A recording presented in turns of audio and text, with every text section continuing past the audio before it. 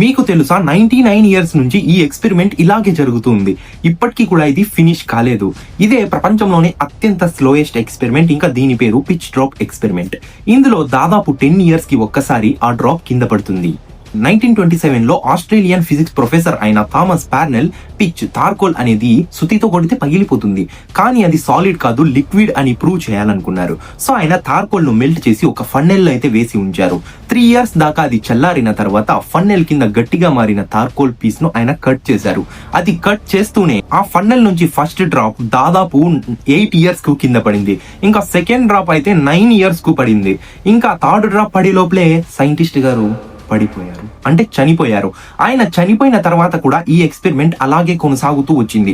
95 years అయినా కూడా ఈ ఫన్నెల్లో నుంచి దాదాపు 9 డ్రాప్స్ మాత్రమే కింద పడ్డాయి. ఇంకా ఆయన ప్రూవ్ చేసేసారు ప్రపంచానికి థార్కోల్ అనేది సాలిడ్ కాదు లిక్విడ్ అని. ఎలాంటి లిక్విడ్ అంటే అది నీటి కంటే 100% గాఢమైనది, ఇంకా స్టిక్కీ